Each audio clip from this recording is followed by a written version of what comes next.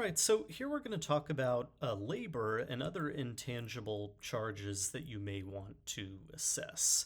I've created here in my environment a labor and miscellaneous charges category here, and I'll put in a few examples so that you can see some of the different options you have available.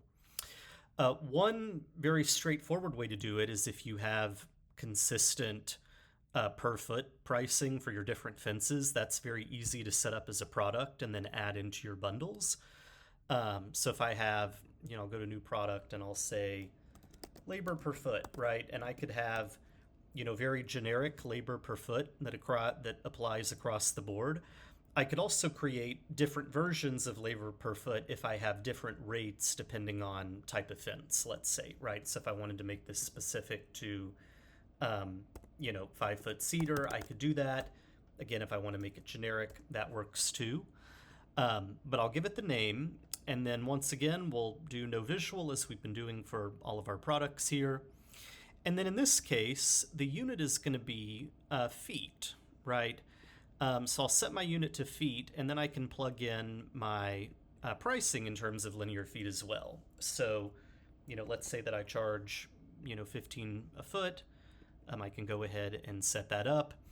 And then now that I have this product created, I can very easily add it to any bundle or set of bundles where I want it to go.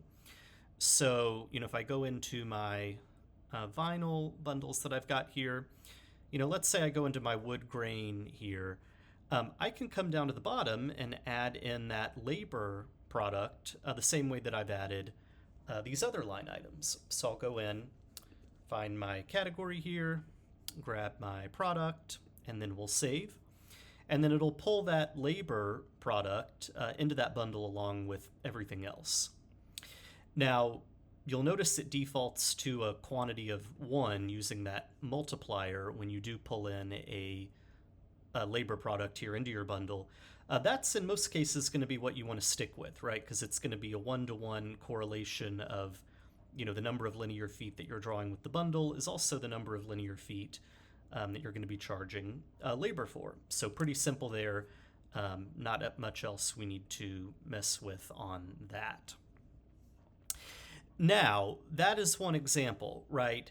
If you have those consistent, per foot rates that you can plug in, pretty easy to add to the bundles that way.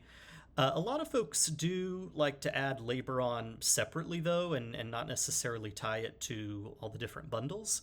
And that's totally fine as well. Maybe you have, let's say maybe you have a hourly rate for your labor, right? So I can call this, labor per hour. Again, we'll do no visual. And then this time for the unit, we'll go down and do hour. You'll see that you can also do day. So you've got that time option as well. But let's say this is 18, an hour, right? So I plug this in here and I now have my labor per hour. And I'll show you in just a moment how you can manually add that onto a job as opposed to, automatically including it in a bundle. There may be other things that you want to set up charges for, right? You may have a,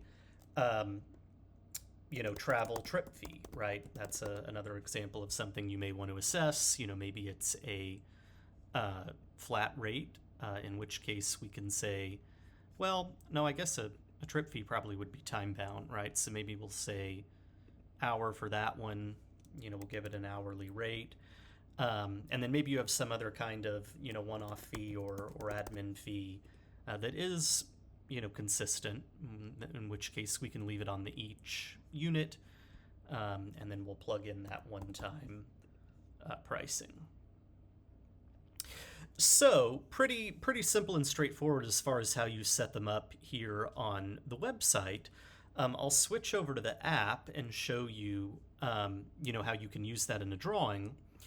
So if I go in and grab, I'm just gonna, do a quick sketch here of a fence. If I go into my reports and then go to my report inputs, if I go over here to my summary, if I go up to the top and hit add other items, this is where I can add additional line items to my job. And so you'll see that we've got, here under the add other items, I've got all my labor and miscellaneous charges here up top.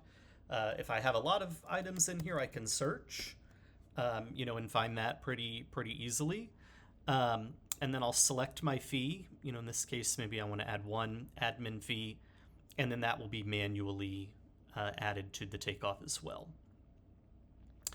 So pretty straightforward. The other thing you can do, if you go to the add other items, you can also always do custom pricing, right? So if I have custom labor, whatever the case may be on this job, I can input that here on the fly and make that specific to my project in question.